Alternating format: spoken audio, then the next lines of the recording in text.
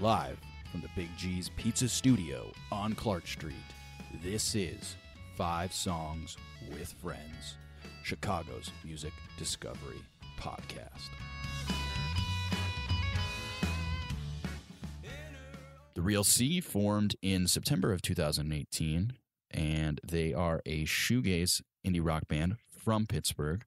The band draws their sound from such diverse influences as dream pop, shoegaze, indie rock, folk, and math rock, with a strong emphasis on melody and rhythm, highlighted by chiming guitars and Sharon's lilting vocals. Is that the right word?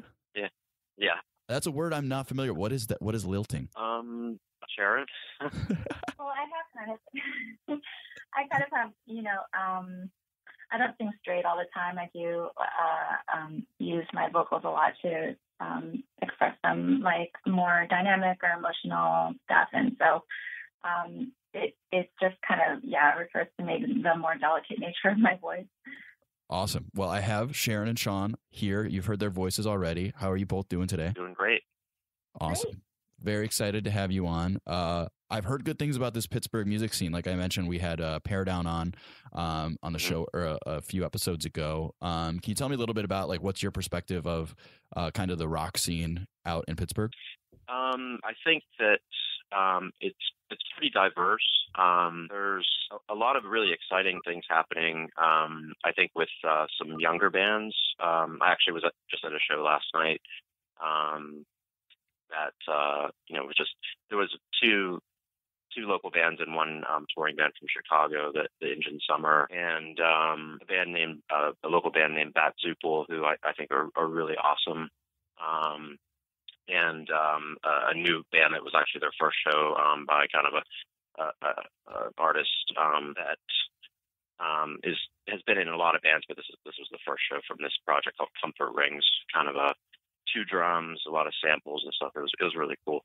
But anyway, the scene in Pittsburgh is I think it's really growing, and the amount of really quality acts, I think, has really increased over the past couple of years. And I guess, quality is subjective, but I do think that, the diversity of it has really expanded. For a while there was really a real major kind of like Americana, folk country, and there still is, but I think it's kind of moving away from that and getting a little bit more into like the,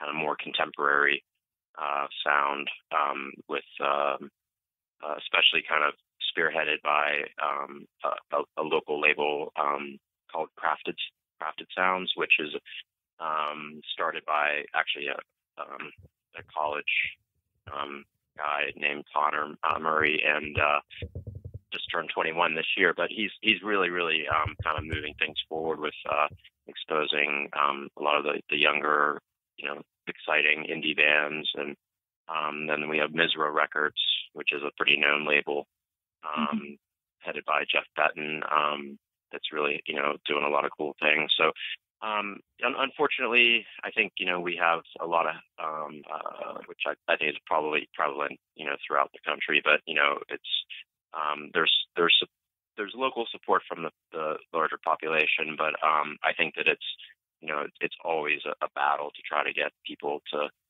pay attention to, local original music.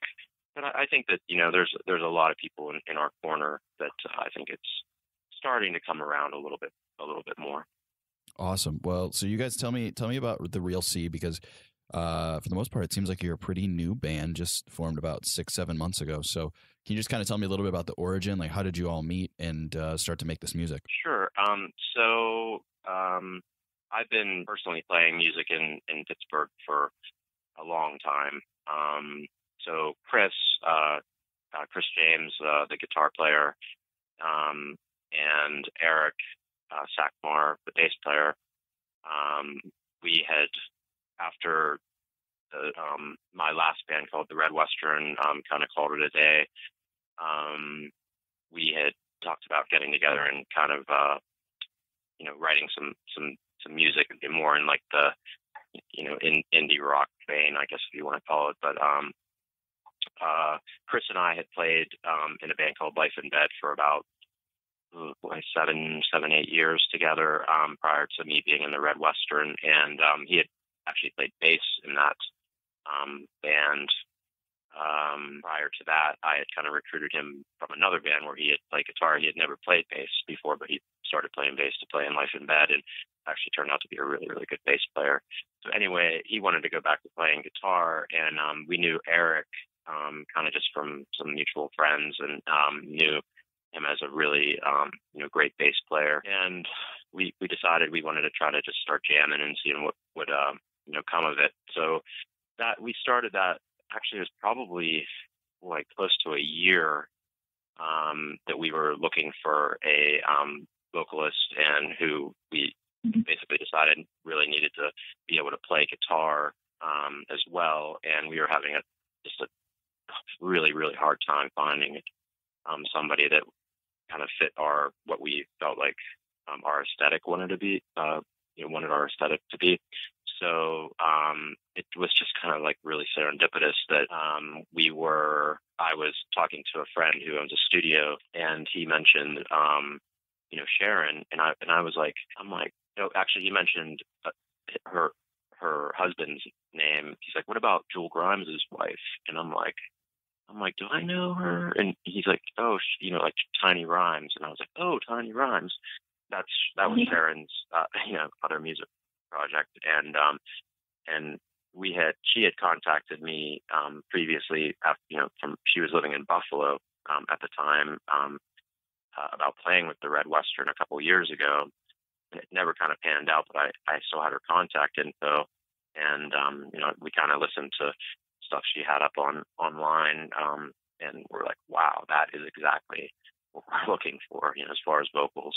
Awesome. So Sharon, what was kind of your first impressions of Sean and the music they were making when you first came in? Well, yeah, we really bonded on a lot of common music that we have. Our musical taste kind of meshed in a lot of ways, but I actually saw Sean's Red Western band, 3 years ago before I even moved to Pittsburgh, and I saw them play in a gallery, and they were all really great musicians, and I was really excited to move here. So I'm kind of new in town, and that's why I hadn't really played out as Tiny Rhymes before, only a couple times since I moved to Pittsburgh, which is chamber folk kind of background, a chamber folk band that I came from playing in and writing for. And so, our first kind of jam, I remember Sean saying, hey, do you want to meet up with us before we, just jam or, and like just have coffee or something? And I was like, no, my husband says you're fine. So you're fine. Well, it's good. You've got a good rep, Sean. So good work on that. We actually have a lot. We have a lot of people in common, a lot of friends, because the scene here is, it just turns out that you end up knowing a lot of people in common a lot very fast. So we went to the space, and I met them there, and we just started talking about, some bands that we had in common that we liked, like Broken Social Scene, which was my college jam, growing up in Canada.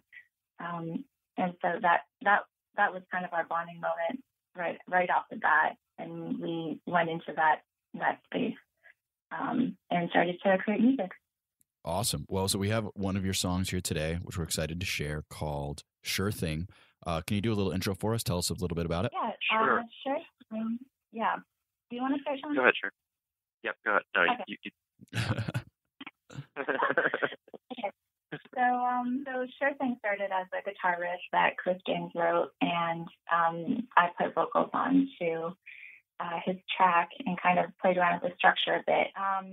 And the song is kind of about some of the frustrations I experienced as a female performer, for a long time, even not just in Buffalo where I was performing before, but some in Pittsburgh as well, where, it's just a universal thing, really, where I felt scrutinized on a level that maybe if I were a man, it would look a little different. And so sure thing refers to kind of being what someone would call the whole package, and how, as a performer, you're valued on so many fronts: your quality as a vocalist, as a guitarist, your guitar tone, and then also your physical image. And, some of the frustrations that I've encountered with regards to that. Awesome. Well, let's jump into it. This is a song called Sure Thing by The Real C.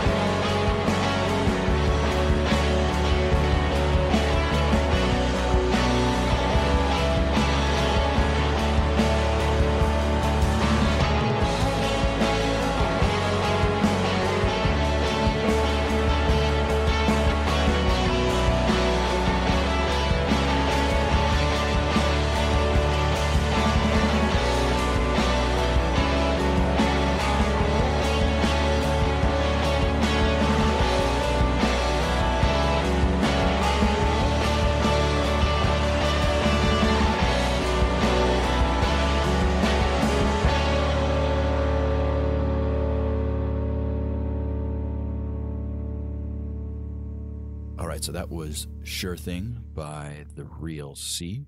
So you guys obviously just started playing music together, fairly recently. How long did it take for you guys to get in the studio and start recording some of this stuff? So, yeah, when did we record these, Sharon? About February. Yeah, in February. So it wasn't that long. I think we, kind of like tried to set some like goals for ourselves just to kind of move things along, and really, things have moved pretty quickly just as far as gelling as a band, and we felt like that especially that particular song was definitely ready to be recorded. There wasn't much else that we felt we could do to make it better. Yeah. So we decided to to go in and record 2 songs. So we have that one and then another song, Panama, up available at the moment. Yeah, for sure. That's awesome that you guys got in and got stuff written so quickly. I'm curious, like, it sounds like everyone in the band it sounds like you guys are all very talented musicians, and you all have come from these previous projects and probably have all contributed to songwriting, in some capacity along the way. Like, do you find that as an advantage, or do you ever feel like there's, too many cooks in the kitchen and it's hard to kind of get songs written? What's that process like? I think it's a total advantage for me. I believe it's an advantage to have people from such diverse backgrounds come forward and we have spent a lot of time in the lab trying to cultivate, what we would call our sound. And so to have talented musicians from all over in various different places. I'm sorry, my husband just walked in. I'm a little distracted. To have musicians from diverse backgrounds is a positive, is a plus, I think. Awesome. Yeah, I totally agree. I think it's just having very, very similar interests in the music that we kind of want to create, but coming from a lot of different backgrounds as far as the bands that we had played in previously. I think really helps. So there are less expectations of what we should sound like, and just experimenting. Right. And yeah, exactly. They're all really wonderful people, so we're very open with each other and professional. And we, don't. There's not a lot of negativity in the practice space. Awesome. Yeah, sounds like you guys have a lot of fun doing what you're doing. Absolutely. Awesome. Yeah, sure. So we've alluded to it a little bit. We talked about the music scene in Pittsburgh there a little bit, and you shouted out to a couple of bands already, but are there any other kind of under the radar bands that maybe you're friends with or gigging with that you want to give a quick shout out to? I would definitely, I really love my good friends in a band called Slugs. That's SLUGSS. And then we have Eric's other band, Show Pony. Soft Gondola, I'm really, digging. Another band that I play in, Andre Costello and the Coal Miners, Sharon. Oh, yeah. Dinosaur is one that... Yeah. What's the name, sorry? I'm a Dinosaur. Dinosaur, okay. Yeah. Mm-hmm. They're a rock band that I met... the lead singer and through Girls Rock Camp, which I volunteered for, and also some other women in town that are really kicking butt. Mirth Lemon, Scratchy Blanket, Bikini. Sorry, I'm having a mind. Yeah. Sorry. No, those are great. Those are tons of awesome music for people to check out. So I appreciate you, Sharon. And if you left anyone out, we apologize. I know there's a lot of awesome music out there in Pittsburgh. It's hard to get to all of it. But definitely some great shout outs there. So where can people stay in touch with you guys, The Real C? Where can they, hear about future releases, any kind of concert dates or things like that you have coming up? So we have, our Facebook page. We keep pretty up to date. As well as Instagram. You can find our music on Spotify, Apple Music, Google Play, and on Bandcamp as well. Excellent. Well, Sharon, thank you so much for coming on the show. Everyone be sure to follow the Real C. I'm excited to see where you guys go. Obviously, you're such a young band in terms of this project, and I think you got a lot of awesome music to make in the future. So we're all very excited for it. Best of luck. Thanks so much. We really appreciate being on.